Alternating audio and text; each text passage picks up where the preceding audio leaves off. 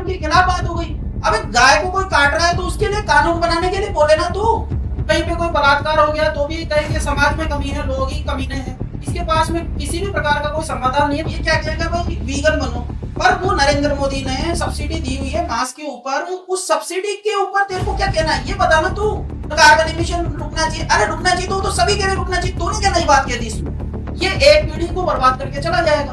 और मैं इनको खुले में चैलेंज करता हूँ कि तुम्हारे में दम हो, जहां पे मेरे को बुलाओ मैं डिबेट के लिए तैयार हूँ। तुम जैसे जिस टॉपिक पे डिबेट करना चाहते हो मैं उस टॉपिक पे तुमसे डिबेट कर सकता हूँ, पर तुम 15 मिनट से ज्यादा मेरे सामने टिक नहीं सकते हो। नमस्कार दोस्तों, आज हम बात करेंगे आचार्य प्रशांत के ऊपर। और आचार्य प्रशांत के बारे में मैं आप लोगों को बताऊंगा। ये आदमी एक टाइम वेस्टर है, भारत के लोगों का टाइम वेस्ट कर रहा है, अपने भाषण दे रहा है बस।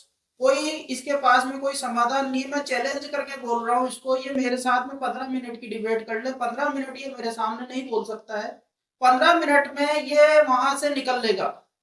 मैं इसको ओपन चैलेंज दे रहा हूँ।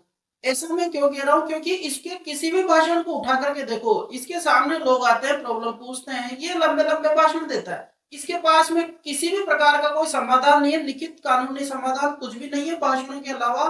मैं भारत के नागरिकों से ये कहना चाहता हूँ कि भाई ये ऐसे जो लोग होते हैं ना, ये क्या करते हैं, आप लोगों को लंबे लंबे भाषण देंगे, आप लोगों की जो प्रॉब्लम है उसको 10-10 बार 20-20 बार बोलेंगे, रिपीट करेंगे, पर सॉल्यूशन के नाम पे इनके पास में सिर्फ एक ही चीज होती है, वो है जागरूकता। यही वो कहते हैं जाग जाओ। इनका कहना होता है कि कमी तुम में है। कहीं पे कोई मर्डर हो गया तो भी कहेंगे कि समाज में कमी है, कहीं पे कोई बलात्कार हो गया तो भी कहेंगे समाज में कमी है, लोग ही कमीने हैं, कहीं पे जो रोड में सड़क में गड्ढे हैं तो भी कहेंगे कि भाई समाज में कमी है, वहां तुम्हारे बीच में से ही तो नेता निकल कर गया, तुम लोग ही घटिया हो, तुम लोग अच्छे बनो। इनका ये कहना है। इस तरह के जो आचार्य प्रशांत टाइप के जो लोग होते हैं ना, ज्ञानबाज लोग, इनका ये कहना होता है मैं तो तुमको सुधारूंगा। इनको ये नहीं कहना होता है कि प्रधानमंत्री को कैसे हम ठीक करें, जिसकी वजह से पूरे भारत में प्रॉब्लम हो रही है, नरेंद्र मोदी उसको ठीक कैसे करें, ये उसके बारे में कभी कुछ नहीं बोलेगा। ये बोलेगा तो सिर्फ बोलेगा कि भाई तुम ठीक हो जाओ। तो भाई कानून लिखने की पावर है क्या नागरिक के पास में? नरेंद्र मोदी ने कानून लिखा कि सारे लोगों को वैक्सीन लगा दो, तो उसने लिखा ना कानून। नरेंद्र मोदी ने कानून लिखा कि भाई लॉकडाउन लगा दो, नरेंद्र मोदी ने कानून लिखा भाई जीएसटी लगा दो, नरेंद्र मोदी ने कानून लिखा कि भाई चुनाव ईवीएम से होंगे। तो लोग क्या करेंगे इसमें?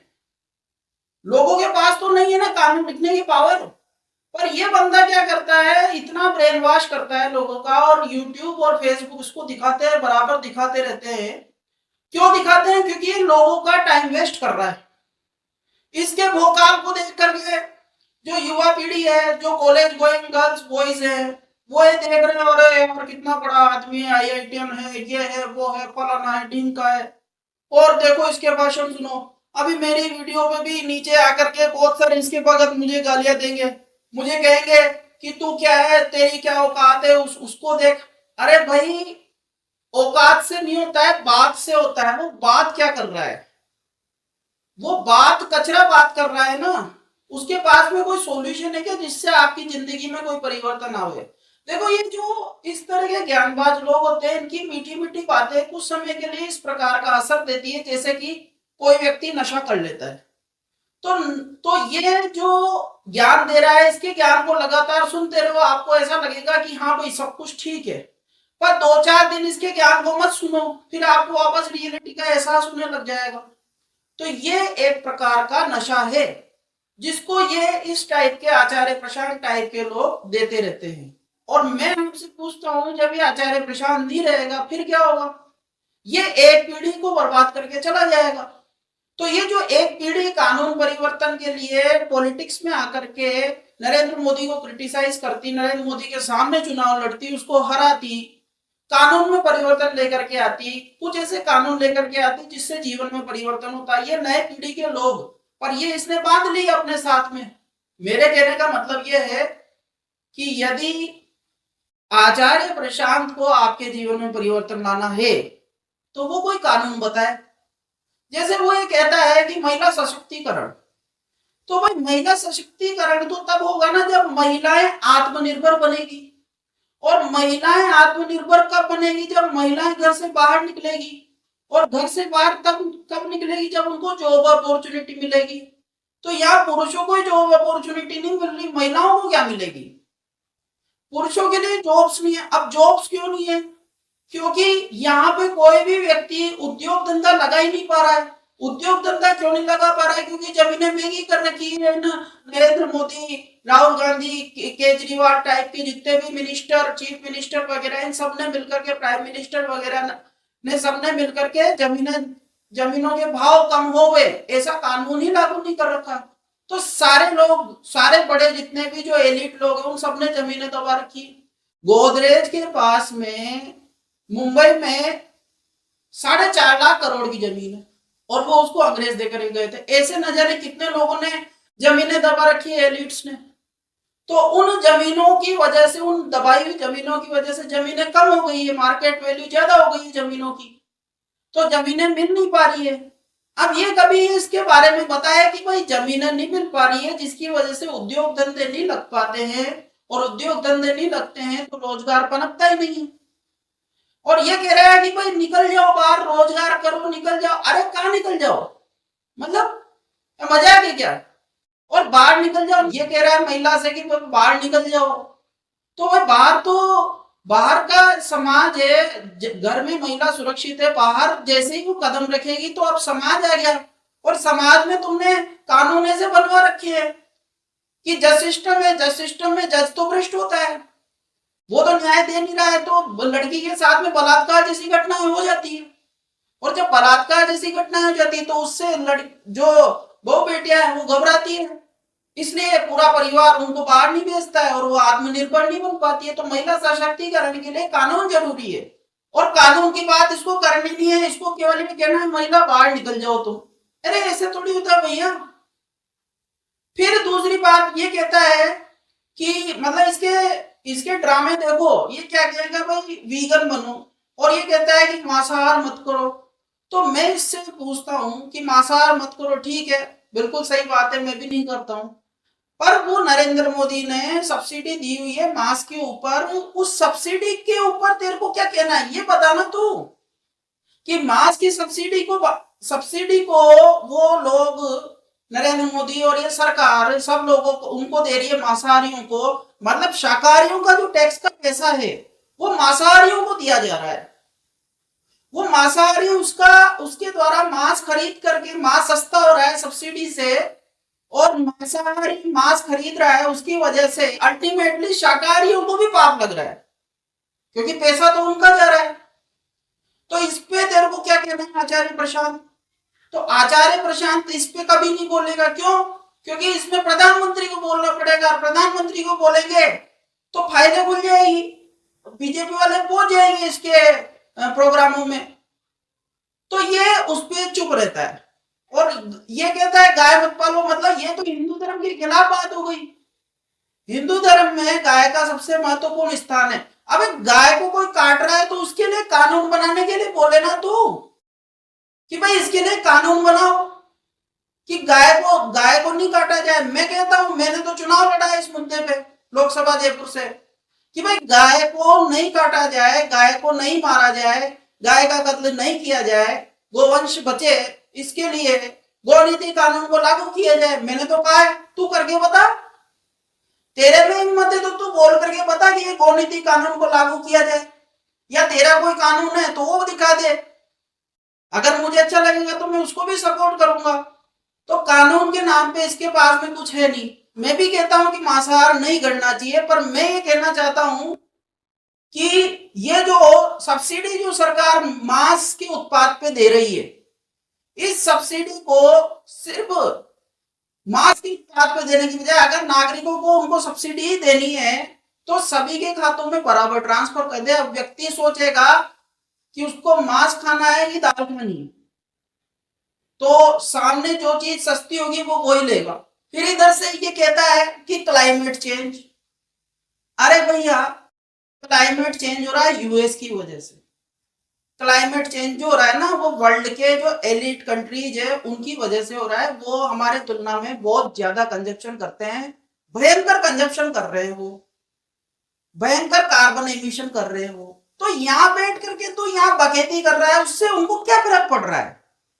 Climate change. अबे क्लाइमेट चेंज को रोकने के लिए भारत उनके बराबर का सुपर पावर बनना पड़ेगा। पहले भारत को अपने हथियारों के क्षेत्र में सुपर पावर बनना पड़ेगा। तब जाकर के वो अमेरिका से आंख मिला करके कह सकता है, अमेरिकन एलिट से, कि भैया कार्बन एमिशन मत करो। या ऐसे बखेती करने से क्या होता है कि भाई कार्बन एमिशन रुकना चाहिए। अरे रुकना चाहिए तो सभी कह रहे रुकना चाहिए, तूने क्या नई बात कह दी इसमें? कार्बन एमिशन रुकना चाहिए, मतलब बेवकूफ बना रहे हैं जनता को, और जनता बन रही है बेवकूफ। और जनता इसलिए बन रही है बेवकूफ, जनता भोकाल में मरती है, भोकाल। अब यूट्यूब और फेसबुक इन्होंने देख लिया कि यार ये आदमी बढ़िया टाइम वेस्ट कर सकता है, तो उसको दिखाते हैं। वो ये जानते हैं कि आदित्य प्रकाश शर्मा तो लोगों को कानून के बारे में बताता है, टाइम वेस्ट नहीं करता है, समाधान के बारे में बताता है, तो मुझे नहीं दिखाते हैं। तो पर अब बात क्या है? बात यह है कि मैं बोलना नहीं चाहता था इन लोगों के ऊपर, पर मुझे बोलना पड़ रहा है अब, क्योंकि बहुत ज्यादा हो गया है। ये बहुत ज्यादा लोगों को बर्बाद करके चले जाएंगे, एक पूरी पीढ़ी को बर्बाद कर देंगे ये लोग। इसलिए मैं अब इन लोगों के ऊपर बोलूंगा, और 100% तरीके से बोलूंगा। और मैं इनको खुले में चैलेंज करता हूं कि तुम्हारे में दम हो, जहां पे मेरे को बुलाओ, मैं डिबेट के लिए तैयार हूं। तुम जैसे जिस टॉपिक पे डिबेट करना चाहते हो, मैं उस टॉपिक पे तुमसे डिबेट कर सकता हूं, पर तुम 15 मिनट से ज्यादा मेरे सामने टिक नहीं सकते हो। तो आचार्य प्रशांत के जितने भी भगत हैं, जितने भी समर्थक हैं, वो इस वीडियो को आचार्य प्रशांत तक पहुंचाए। उनको ये कहे कि ये बंदा देखो, ये लोकसभा सांसद प्रत्याशी है जयपुर का, ये आपको खुला चैलेंज दे रहा है। तो मैं तो दे रहा हूं भैया खुला चैलेंज, आओ डिबेट कर लो। तुम्हारे पास में कोई सॉल्यूशन नहीं है आचार्य प्रशांत, मैं बता रहा हूं तुमको, और मैं तुमको एक्सपोज कर दूंगा तुम्हारे सारे लोगों के सामने। अच्छा, ये हिंदू धर्म के बारे में बोलता है, ये कहता है लोगों को हिंदू धर्म की समझ ही नहीं है। अच्छा, मतलब ये जो पॉइंट है ना कि लोगों को समझ नहीं है, यहीं से मतलब लोगों को इसको प्रतिकार कर देना चाहिए, इसको बोल देना चाहिए कि बस तू अब निकल ले यहां से। आपके सामने कोई बंदा आकर के ये कह देते हैं ना कि भाई आपको समझ नहीं है, तो बस वहीं से उसका प्रतिकार करना शुरू कर देना चाहिए। पर ये क्या करते हैं, इस टाइप के लोग क्या करते हैं, चालाकी पूर्वक ये यूं कहते हैं हम में समझ नहीं है। मतलब जब ये बोलेगा ना हम इसके काबिल नहीं है, हम में समझ नहीं है, तो ये क्या खुद को शामिल करेगा उसमें, तो आपको बुरा नहीं लगे, ऐसा ये टेक्निक यूज करते हैं। ये यूं नहीं कहते तुम्हारे में समझ नहीं है, कहना वही चाहते हैं कि भाई तुम्हारे में समझ नहीं है, पर अल्टीमेटली कहते यूं है कि हम में समझ नहीं है, ताकि बुरा नहीं लगे। तो ये जो इस तरह के जो लोग होते हैं ना, ये यूं कहते हैं कि भाई तुम जागरूक नहीं हो, तुम समझदार नहीं हो, तुम में समझ नहीं है। इनको पहले ही लाइन में नकार देना चाहिए। इनका कहना है कि हिंदू धर्म का कोई दिक्कत नहीं हो रही है, कोई घट नहीं रहा है हिंदू धर्म, और हिंदू धर्म में कोई किसी प्रकार का कन्वर्जन नहीं हो रहा है। बस हिंदू धर्म के लोगों को समझ नहीं है हिंदू धर्म की, इनको पता ही नहीं धर्म क्या है। ये बताएगा भाई हमको धर्म क्या है, क्यों बताएगा ये साहब? तू कौन होता है हमको बताने वाला? भाई अगर तेरे को वाकई में कुछ परिवर्तन लेकर के आना है तो तू चुनाव लड़। यूएस में कोई व्यक्ति देखता है कि भाई सही से काम नहीं हो रहा है, लोगों के जीवन स्तर में बदलाव नहीं आ रहा है, डेवलपमेंट नहीं हो रहा है, तो वो चुनाव लड़ता है। अर्नोल्ड श्वार्ज़नेगर ने भी चुनाव लड़ा था। तो हर व्यक्ति वहां पे चुनाव में जाता है। यहां पे क्या करता है, व्यक्ति बाबा बनता है, और बाबा बन के ज्ञान देने की कोशिश करने लगता है कि यह कल्चर है बाबा को सुनने का। तो मैं ये कहना चाहता हूं कि भाई हिंदू धर्म जो है ना, उसमें कन्वर्जन बड़ी प्रॉब्लम है, कन्वर्जन हो रहा है, पर आचार्य प्रशांत जैसे जो लोग हैं ये इसको नकारते हैं ताकि आप लोगों को पता नहीं लगे कि कहां पे कन्वर्जन हो गया है। और कन्वर्जन रोकने का सिर्फ एक ही समाधान है, बुक पढ़ने से नहीं होगा, कन्वर्जन नहीं रुकेगा। कन्वर्जन रुकेगा तो सिर्फ और सिर्फ कानून लाने से रुकेगा। और वो कानून कौन सा है? वो कानून है राष्ट्रीय हिंदू बोर्ड का कानून, जिसको मैं प्रचारित करता हूं, जिसके ऊपर मैंने चुनाव भी लड़ा है। राष्ट्रीय हिंदू बोर्ड का कानून एक ऐसा कानून है, अगर ये कानून आ जाता है तो आप ये देखेंगे कि जो आज क्रिश्चियनिटी का जो लेवल है ना, वैसा लेवल हिंदू धर्म का होगा। नई सदी नई सदी का उदय होगा, हिंदू धर्म की सदी होगी वो। मतलब मंदिरों का पैसा वो हिंदू धर्म के काम में आना शुरू हो, ये राष्ट्रीय हिंदू बोर्ड कार्य करता है। आचार्य प्रशांत हिंदू धर्म को बचाना ही चाहता है अगर, तो उसके चेले उससे पूछे है कि भाई आदित्य प्रकाश शर्मा राष्ट्रीय हिंदू बोर्ड कानून को लागू करवाना चाहता है, तो उस पर तेरा क्या स्टैंड है, ये उससे पूछे। मैंने इसके कुछ प्रपोजल्स देखे थे, इसकी वेबसाइट पे महिला सशक्तिकरण के बारे में ये बोलता है, और मांसाहार के बारे में बोलता है, और क्लाइमेट चेंज और हिंदू धर्म, और तो इन सब पे मैंने आपको डिस्कस किया कुछ इसके पॉइंट्स, मेरे पॉइंट्स। तो अगर आप लोग रैशनल थिंकिंग के हैं तो ये सब आप लोग समझेंगे कि भाई दुनिया में जो भी परिवर्तन आता है वो कानून लागू करने से आता है, सोसाइटी में परिवर्तन आता है कानून लागू करने से आता है। श्री राजीव भाई दीक्षित भी ये कहते थे कि सोसाइटी में परिवर्तन लाना है तो कानून बना तो परिवर्तन आ जाएगा। और मैं आपको ये बता दूं कि जैसे अक्सर इस टाइप के आचार्य प्रशांत टाइप के जो लोग हैं वो भारत की जनता को गरियाते हैं, भारत की जनता बेवकूफ है। तो ऐसा नहीं है, जनता सभी जगह की एक जैसी होती है, कोई बेवकूफ और कोई वैसे नहीं होती, सभी जनता नॉर्मली होती है, सबको समझ होती है।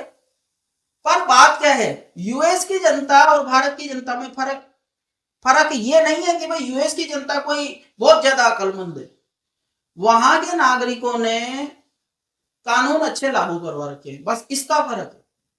कानून क्या अच्छे लागू करवा रखे हैं कि वहां की जनता के पास में वोट देने के साथ साथ वोट वापस लेने के अधिकार भी है, वो अपने एमपी एमएलए को तो चुनते ही है, साथ में वो जिला जज, जिला एसपी, जिला शिक्षा अधिकारी, इनको भी चुनते हैं, इनको भी वो नौकरी से बदल सकते हैं, और साथ में उनके पास में रेफरेंडम के अधिकार है, जनमत संग्रह वो करवा सकते हैं, किसी भी विषय पर वो जनमत संग्रह करवा सकते हैं। मान लीजिए कोई गलत कानून आया है, सरकार ने जीएसटी जैसे गलत कानून छापे, तो वहां की जनता उसको रेफरेंडम करके हटवा सकती है, इसलिए वहां पे जीएसटी जैसे कानून नहीं ला पाते वो वहां के एलिट, वहां की सरकार। और वहां पे नागरिकों के पास में एलिट को दंडित करने के लिए ज्यूरी का अधिकार है, वो ज्यूरी में बैठते हैं और ज्यूरी में जाकर के वो फैसला देते हैं। आज तक आचार्य प्रशांत ने कभी अपने भक्तों को ये बात बताई कि भाई वहां पे ज्यूरी का अधिकार लोगों के पास में नहीं बताई होगी, क्योंकि वो तो लोगों को खच्चर मानता है ना, तो वो तो ज्यूरी को भी खच्चर मानेगा। तो और वहां की जनता के पास सबसे बड़ा अधिकार है कि उन सबके पास में गन है, तो गन होने से एलिट को डर महसूस होता है, इसलिए वो गलत काम कर ही नहीं पाते उन लोगों के साथ में। इस अधिकार से एलिट काबू में रहती है, वरना एलिट तो नोच खाएगी आपको। एलिट का मतलब है राजवर्ग। तो इन सब बातों को मैं आप लोगों को ये कहना चाहता था, इन सब बातों से, कि भाई ये आचार्य प्रशांत और आचार्य प्रशांत टाइप के जो लोग हैं, जो आप लोगों को ज्ञान देते हैं, उन लोगों से आप लोगों को सवाल करना चाहिए कि भाई आप लोग चुनाव में क्यों नहीं आते हो, आप लोग कानून पे क्यों नहीं बात करते हो, कानून लागू करवाने के लिए क्यों नहीं कहते हो। अच्छा, मैं इसका एक कोई वीडियो मेरे सामने आ गया था, तो उसमें ये कह रहा था कि कानून से कुछ भी नहीं होता। अबे वो लॉकडाउन लगाया था जो कानून से लगाया नरेंद्र मोदी ने, जो जीएसटी लगाया वो कानून लागू करवा करके लगाया नरेंद्र मोदी ने। तुम्हारे मुंह पे जो वो पट्टा लगवाया वो जो कोरोना के टाइम पे, तो वो भी नरेंद्र मोदी ने कानून बना करके लगवाया। हर चीज कानून से होती है भैया, ऐसे नहीं होता है। तो आचार्य प्रशांत, मैं आपसे यह अनुरोध करता हूं कि आप मेरे चैलेंज को स्वीकार करें और आप मुझसे डिबेट करें। आप जहां पे जिस चैनल पे मुझसे डिबेट करना चाहते हैं, ऑनलाइन ऑफलाइन जैसे भी मुझसे डिबेट कर सकते हैं। और या आप डिबेट नहीं करना चाहते तो मेरे इन प्रश्नों का जवाब देवे जो मैंने आपसे इस वीडियो में पूछे हैं। पर मैं आचार्य प्रशांत के वक्तों से कहना चाहता हूं कि उसकी असलियत को समझे। मेरे को आचार्य प्रशांत से कोई व्यक्तिगत कोई वो मतभेद नहीं है, मेरा सिर्फ यही है कि ये व्यक्ति लोगों का टाइम वेस्ट कर रहा है। तो मैं नहीं चाहता हूं भारत की जो एक्टिविस्ट है, एक्टिविस्ट समुदाय का टाइम वेस्ट न हो, मैं इसमें मानता हूं। और एक्टिविस्ट समुदाय कानून के लिए काम करे, इसके लिए मैं इस प्रकार के वीडियो बनाता हूं। आगे भी आने वाले समय पर, आने वाले दिनों में मैं इस प्रकार के जो तथाकथित सेलिब्रिटी बने हुए टाइम वेस्टर्स, उनको मैं एक्सपोज करूंगा। तो आप सब लोग मेरे चैनल रियल फैक्ट एनालिसिस को सब्सक्राइब करें और नोटिफिकेशन का बटन ऑन करें ताकि आने वाली जो वीडियोस है मेरी वो आप तक पहुंच सके। धन्यवाद। जय हिंद।